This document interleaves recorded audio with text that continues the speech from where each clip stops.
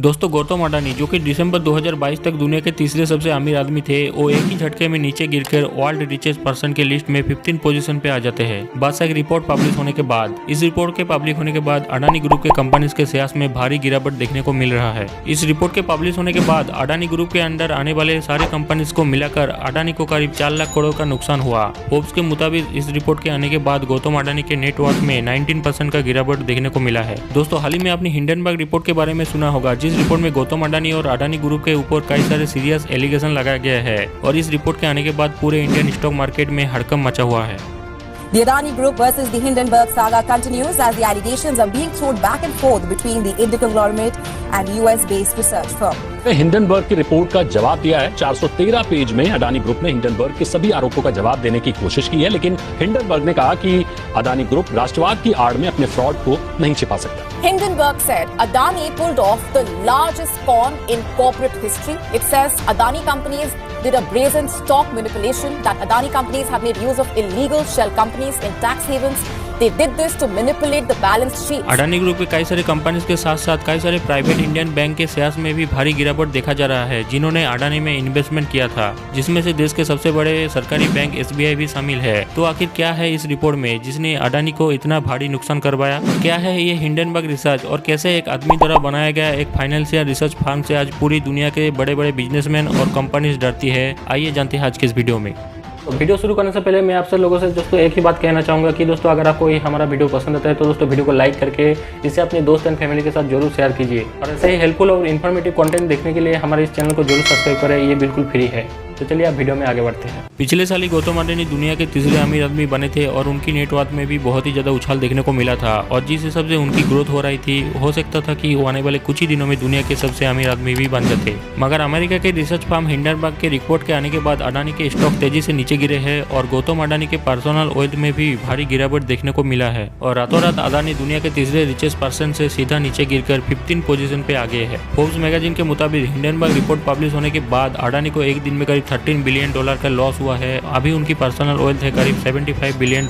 इस रिपोर्ट में अडानी ग्रुप के ऊपर लगाए गए सारे सीरियस एलिगेशन के बाद अडानी ग्रुप के बाकी कंपनीज के शेयर्स में भी भारी डाउनफॉल देखा जा रहा है, जहां अडानी पोर्ट्स और अडानी ग्रीन एनर्जी के शेयर्स 30% तक गिर गए। इस रिपोर्ट के आने से पहले अडानी भारत के सबसे अमीर व्यक्ति थे, वही इस रिपोर्ट के आने के बाद अब अडानी इस पोजीशन से हाथ धो बैठे हैं और $85 बिलियन के नेटवर्थ के साथ मुकेश अंबानी अब भारत के सबसे अमीर व्यक्ति बन गए हैं। जहां कोविड से पहले गौतम अडानी की नेटवर्थ ओनली $10 बिलियन था, तो वही मुकेश अंबानी की नेटवर्थ $59 बिलियन था। वही देखते देखते फाइनेंशियल ईयर 2020 में गौतम अडानी का नेटवर्थ $137 बिलियन तक पहुंच गया और वो बन गए दुनिया के थर्ड रिचेस्ट पर्सन। मगर एक ही झटके में नीचे गिरकर आज वो वर्ल्ड रिचेस्ट पर्सन के टॉप 10 लिस्ट से बाहर हो चुके हैं और ये सब हुआ अमेरिकन रिसर्च फर्म हिंडनबर्ग की वजह से। अब दोस्तों हिंडनबर्ग ने अडानी ग्रुप के ऊपर पूरी की पूरी 106 पेजेस की रिपोर्ट निकाली है, जिसमें कई सारे सीरियस एलिगेशन लगाए गए हैं अडानी के ऊपर। अब इतनी बड़ी रिपोर्ट को पूरे डिटेल में बताने जाऊँ तो सुबह से लेकर शाम हो जाएगा, तो आओ कुछ मेन पॉइंट को देख लेते हैं। हिंडनबर्ग का पहला एलिगेशन है कि अडानी के शेयर्स ओवर वैल्यूड है और इतना ज्यादा ग्रोथ अननेचुरल है किसी भी कंपनी के लिए। हिंडनबर्ग का दूसरा एलिगेशन ये है कि अडानी ग्रुप के प्रोमोटर्स ने अपने शेयर्स को गिरवी रख दिया है और इस रिपोर्ट में अगला आरोप ये लगाया गया है कि अडानी ग्रुप को 4 बार इन्वेस्टिगेशन का सामना करना पड़ा था ड्यू टू फ्रॉड एलिगेशन और इस रिपोर्ट में अडानी के फैमिली मेंबर्स को भी टारगेट किया गया है। रिपोर्ट में पूछा गया है कि राजेश अडानी जो कि गौतम अडानी के छोटे भाई है, उनके ऊपर टैक्स फ्रॉड एलिगेशन होने के बाद भी उन्हें कंपनी के मैनेजिंग डायरेक्टर कैसे बना दिया गया। साथ ही गौतम अडानी के ब्रदर इन लॉ समीर बोरा, जिनके ऊपर इलीगल डायमंड ट्रेडिंग के सीरियस एलिगेशन लगे हुए हैं, उन्हें ऑस्ट्रेलिया डिवीजन के एग्जीक्यूटिव डायरेक्टर कैसे बना दिया गया।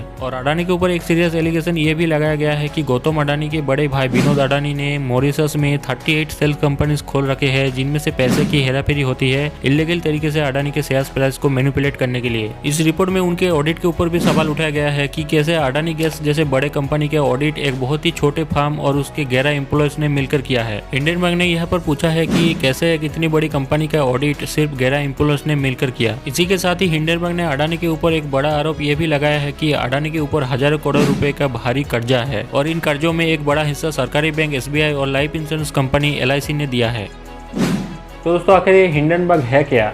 दोस्तों हिंडनबर्ग एक अमेरिकन रिसर्च और इन्वेस्टमेंट फर्म है जो कि अलग अलग कंपनीज के फाइनेंशियल एक्टिविटीज को रिसर्च करती है कि उनमें कोई गड़बड़ी तो नहीं है, जैसा कि accounting irregularities, undisclosed related third party transaction, illegal और अनएथिकल बिजनेसेस, ऐसे कोई गड़बड़ी तो नहीं है कंपनी में। और अगर उन्हें कंपनी के खिलाफ कोई एविडेंस मिलता है तो इन एविडेंस को लेकर हिंडनबर्ग एक रिपोर्ट तैयार करता है और इस रिपोर्ट में कंपनी के सारे नेगेटिव पॉइंट को मेंशन किया जाता है। फिर इस रिपोर्ट को पब्लिक कर दिया जाता है जिससे कंपनी के रेपुटेशन गिर जाए। और इस रिपोर्ट के पब्लिश होने के बाद टारगेटेड कंपनी के शेयर्स तेजी से गिरते हैं क्योंकि इन्वेस्टर्स के बीच पैनिक मच जाता है और हड़बड़ी में आकर इन्वेस्टर्स पैनिक सेल करना शुरू कर देते हैं, शेयर्स को तेजी से बेचना शुरू कर देते हैं, जिससे कंपनी को कुछ ही घंटों में बहुत बड़ा नुकसान होता है। अब दोस्तों इसमें कंपनी को तो नुकसान होता ही है मगर हिंडनबर्ग इसमें मोटा पैसा कमा लेता है। दरअसल हिंडनबर्ग कोई नॉन प्रॉफिट ऑर्गेनाइजेशन नहीं है, इनका मेन मकसद है शॉर्ट सेलिंग करके पैसा कमाना। अब दोस्तों ये शॉर्ट सेलिंग क्या होता है?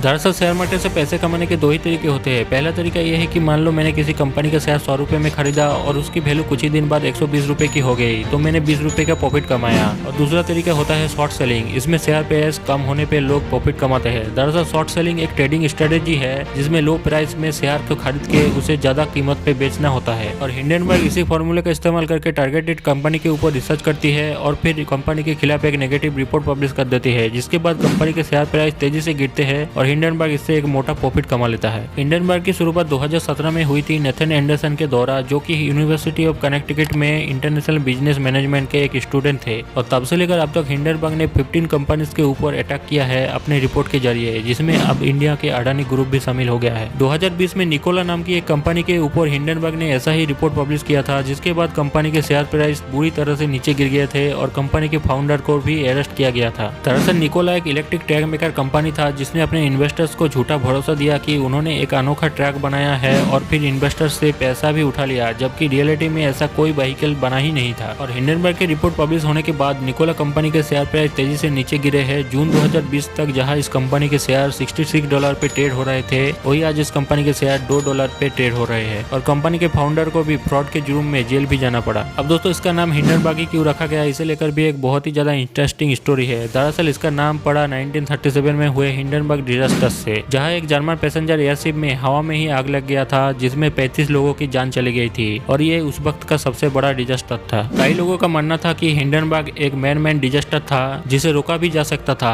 और इस डिजास्टर के नाम पर ही इसका नाम हिंडनबर्ग रिसर्च पड़ा। और आज हिंडनबर्ग इसी तरह के सिमिलर मैन मेड डिजास्टर के ऊपर नजर रखता है जो कि मार्केट में हो सकता है और इससे पहले कि डिजास्टर हो जाए इससे पहले ही हिंडनबर्ग उसके ऊपर रिसर्च करता है और रिपोर्ट पब्लिश कर देता है ताकि ज्यादा नुकसान ना हो पाए। इससे पहले भी हिंडनबर्ग ने कई सारे कंपनीज के ऊपर अटैक किया है जिसमें से टेस्ला और ट्विटर भी शामिल है। अब दोस्तों हिंडनबर्ग का ये रिपोर्ट ऐसे टाइम पे पब्लिश होता है जब कुछ ही दिनों में अडानी ग्रुप का एफपीओ आने वाला होता है और ये एफपीओ अब तक का सबसे बड़ा एफपीओ होने वाला था, करीब 20,000 करोड़ का, जिसे इस रिपोर्ट के आने के बाद कैंसिल कर दिया गया मोरल ग्राउंड के आधार पर। हिंडनबर्ग के इस रिपोर्ट के आने के बाद अब तक अडानी ग्रुप के करीब $85 बिलियन का लॉस हो चुका है। दोस्तों पहले बीबीसी का प्रोपेगेंडा डॉक्यूमेंट्री और अब देश के इतने बड़े कंपनी के ऊपर अटैक, कुछ तो बात है यार, कुछ न कुछ तो गड़बड़ जरूर है।